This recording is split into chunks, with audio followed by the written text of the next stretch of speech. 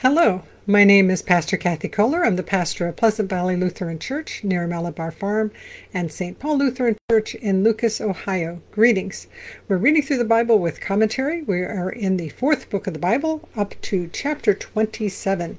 The Israelites have left Egypt, have traveled into the desert, have received the law, have received all kinds of blessings, have rebelled, have died, and now the whole new generation is getting ready to go into the promised land. And they've taken a second census to get a feel for how many people there are and how they can equitably divide the land.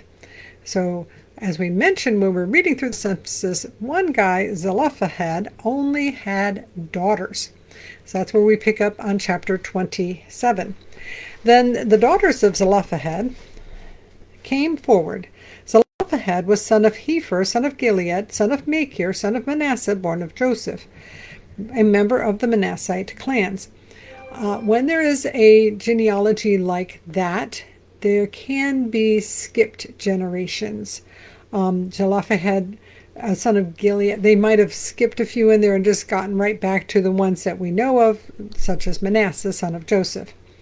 A member of the Manassite clans. The names of his daughters were Mela, Noah, Hoglah, Milcah, and Tirzah. They stood before Moses, Eleazar, the priest, the leaders, and all the congregation at the entrance of the tent of meeting. And they said, "Our father died in the wilderness. He was not among the company of those who gathered themselves together against the Lord in the company of Korah, but died for his own sin, and he had no sons. Why should the name of our father be taken away from his clan because he had no son? Give to us a possession among our father's brothers." Moses brought the case before the Lord, and the Lord spoke to Moses, saying, "The daughters of Zelophehad are right in what they are saying. You shall indeed let them possess an inheritance among their father's brothers, and pass the inheritance of their father on to them. You shall also say to the Israelites, if a man dies and has no son, then you shall pass his inheritance on to his daughter. If he has no daughter, then you shall give his inheritance to his brothers. If he has no brothers, then you shall give his inheritance to his father's brothers. And if his father has no brothers, then you shall give his inheritance to the nearest kinsman of his clan, and he shall possess it. It shall be for the Israelites a statute and an ordinance, as the Lord commanded Moses." So one of the cool things about this is that in ancient Israel, women had the right to inherit property. It was still a very patriarchal society. It was still very limited for women. But in comparison to the other groups and tribes and nations and peoples around them, they actually were fairly liberal in the sense of women could actually inherit property. Even as early as 500 years ago, Katie Luther, when she died, her husband wanted her to have all of the property, which she was the one that ran the whole thing anyway, and they actually would not let her inherit it. So this is not a new problem for women, but it's also not a new thing that women can also run and do many, many things. And the other interesting thing about this is, okay, here's the law. Oh, wait, here's the exception to the law. Here's the law. Well, okay, but we need to change the law now that we have more information than we had before. Did God change his mind? Well, it kind of talks about God changing his mind when he's ready to smite everybody, and he doesn't. But also just the idea that we as humans change our understanding, and God only gives things to us bits at a time. And then as we develop, so does the law, and so does our understanding, and so do a lot of other things. So, verse 12. The Lord said to Moses, "Go up this mountain of the Abarim range and see the land that I have given to the Israelites." So Moses gets to go look at Israel, but he doesn't get to go into it. "When you have seen it, you also shall be gathered to your people, as your brother Aaron was, because you rebelled against my word in the wilderness of Zin, when the congregation quarreled with me. You did not show my holiness before their eyes at the waters. These are the waters of Meribeth Kadesh and the wilderness of Zin." So when we read it, it wasn't very clear how it was that Moses rebelled, but somehow It was a rebellion. And he was told to speak to the rock. He struck the rock. He acted in anger. Perhaps he was supposed to say God is gracious and holy and merciful. However way it was, Moses knew what he did, and Moses is now not permitted to enter the promised land, but he does get to go up on the mountain and see the promised land before he goes into it. Verse 15, Moses spoke to the Lord, saying, Let the Lord, the God of the spirits of all flesh, appoint someone over the congregation, who shall go out before them and come in before them, who shall lead them out and bring them in, so that the congregation of the Lord may not be like sheep without a shepherd. So the Lord said to Moses, Take Joshua son of Nun, that's spelled N-U-N, a man in whom is the Spirit, and lay your hands upon him. Have him stand before Eleazar the priest and all the congregation, and commission him in their sight. You shall give him some of your authority, so that all the congregation of the Israelites may obey. But he shall stand before Eleazar the priest, who shall inquire for him by the decision of the Urim before the Lord. At his word they shall go out, and at his word they shall come in, both he and all the Israelites with him, the whole congregation. The Urim, it's Urim and Purim, somehow casting lots. And we've said before, we're not sure exactly. It's 3,000 years ago, but somehow, some random way to determine, does God want you to do this, or does God want you to do that? So he has to go to Eleazar to help cast lots to figure out what God wants. But Joshua is receiving the mantle of authority. Verse 22, So Moses did as the Lord commanded him. He took Joshua and had him stand before Eleazar the priest and the whole congregation. He laid his hands on him and commissioned him as the Lord had directed through Moses. Chapter 28, Daily Offerings. The Lord spoke to Moses, and some of this is going to sound very familiar. There's people who get caught up on one little verse. We have entire chapters, repetitive chapters about how to burn up the lamb, how to burn up the ram, how to burn up the offerings. The Lord spoke to Moses, saying, Command the Israelites and say to them, My offering, the food for my offerings by fire, my pleasing odor, you shall take care to offer me at its appointed time. And you shall say to them, This is the offering by fire that you shall offer to the Lord, 2 male lambs, a year old without blemish, daily, as a regular offering. 1 lamb you shall offer in the morning, and the other lamb you shall offer at twilight.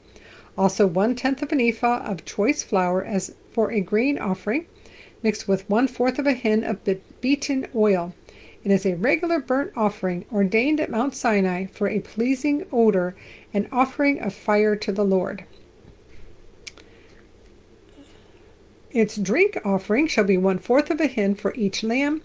In the sanctuary you shall pour out a drink offering of strong drink to the Lord.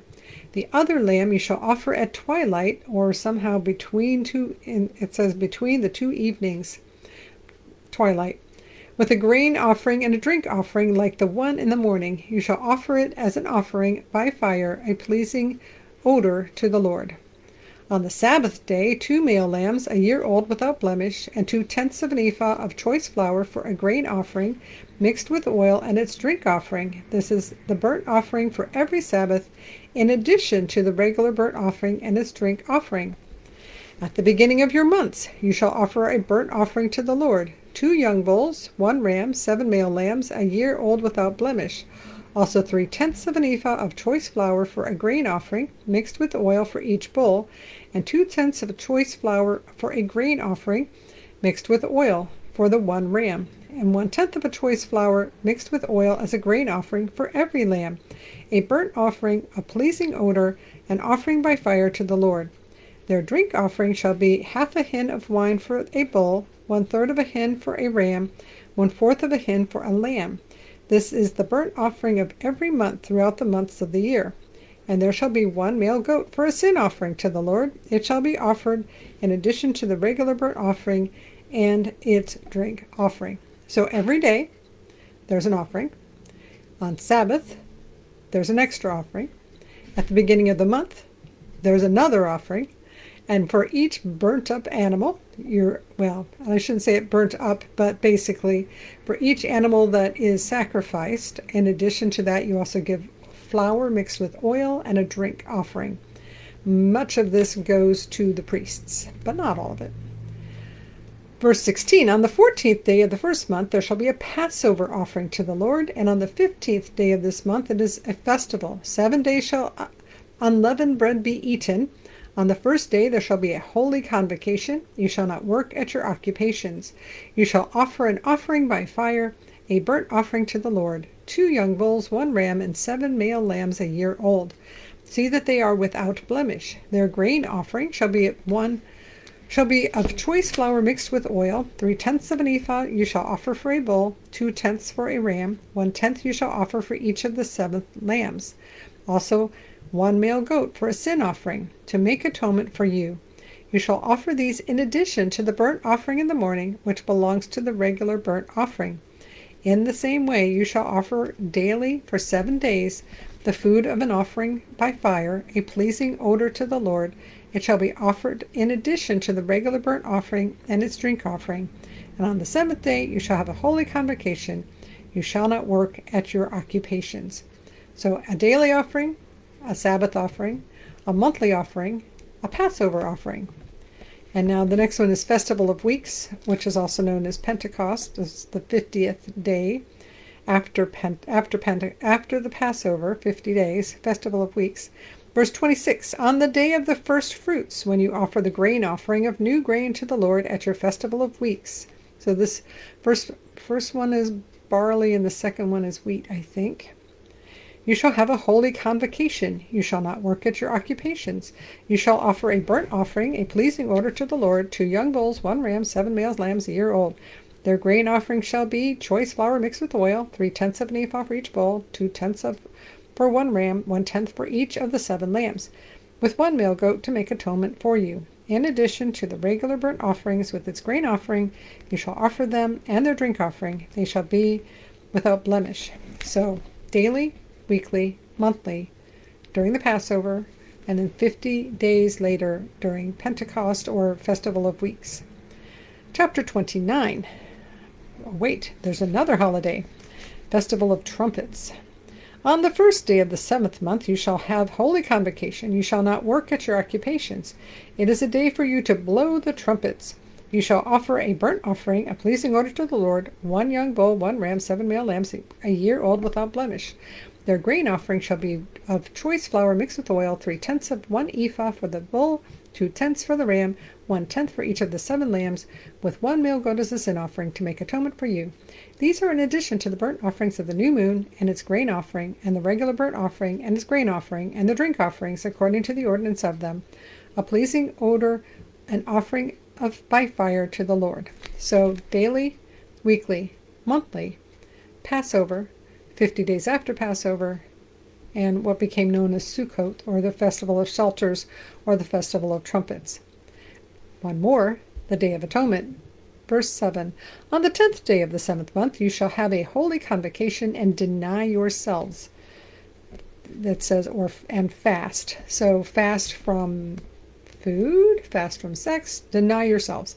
Deny yourselves, you shall do no work. You shall offer a burnt offering to the Lord, a pleasing odor, 1 young bull, 1 ram, 7 male lambs a year old. They shall be without blemish. Their grain offering shall be the same thing. Flour mixed with oil, 3/10 of an ephah for the bull, 2/10 for the 1 ram, 1/10 for each of the 7 lambs, with a male goat for a sin offering, in addition to the sin offering of atonement, and the regular burnt offering, and its grain offering, and the drink offerings. And the Festival of Trumpets was not Sukkoth, because here's Sukkoth. Verse 12, on the 15th day of the 7th month you shall have a holy convocation. You shall not work at your occupations. You shall celebrate a festival to the Lord for 7 days. So basically this is laying out the festivals of the year. In America we tend to think Memorial Day is the beginning of summer, Labor Day is the end of summer, beginning of fall. We have this rhythm that we have from our holidays, and this is setting out the rhythm for the Israelites, and with the sacrifices daily, weekly, monthly, Passover, Pentecost, trumpets, Day of Atonement, Sukkoth, which is in the fall. Is this the last one? I think it's the last one. On the 15th day of the 7th month you shall have a holy convocation. You shall not work at your occupations. You shall celebrate a festival to the Lord 7 days. You shall offer a burnt offering, an offering by fire, a pleasing odor to the Lord. Ooh, lots more. 13 young bulls, 2 rams, 14 male lambs a year old. So this is like more than twice as much. Their grain offering shall be of choice flour mixed with oil, 3/10 of an ephah for each of the 13 bulls, 2/10 for each of the 2 rams, 1/10 for each of the 14 lambs, also 1 male goat for a sin offering, in addition to the regular burnt offering, its grain offering, and its drink offering.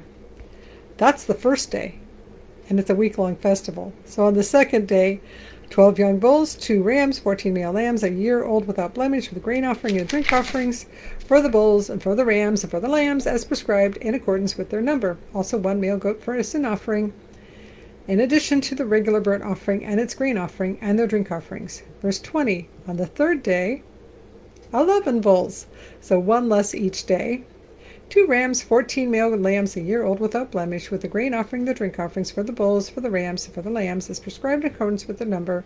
Also 1 male goat for a sin offering, in addition to the regular burnt offering and its grain offering and its drink offering. This is a lot of sacrifice, which is to say it was a lot of partying. This Sukkoth was a time you built shelters, but you also would basically have a festival of lots of eating, going to the temple, and having meat. Verse 23, on the 4th day, 10 bulls, 2 rams, 14 male lambs a year old without blemish, with the grain offerings and the drink offerings for the bulls and for the rams and for the lambs, as prescribed in accordance with their number. Also 1 male goat for the sin offering, in addition to the regular burnt offering, its grain offering, and its drink offering. Verse 26, on the 5th day, 9 bulls, 2 rams, 14 male lambs a year old without blemish, with the grain offering and the drink offerings for the bulls, for the rams, for the lambs, as prescribed in accordance with their number.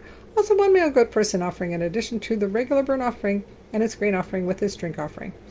Verse 29, on the 6th day, 8 bulls, 2 rams, 14 male lambs a year old without blemish, with the grain offering and the drink offerings for the bulls and for the rams and for the lambs, as prescribed in accordance with their number. Also 1 male goat with the sin offering, in addition to the regular burnt offering, its grain offering, and its drink offerings. Verse 32, on the 7th day, 7 bulls, 2 rams, 14 male lambs a year old without blemish, with the grain offering and the drink offerings for the bulls and the rams and for the lambs, as prescribed in accordance with their numbers.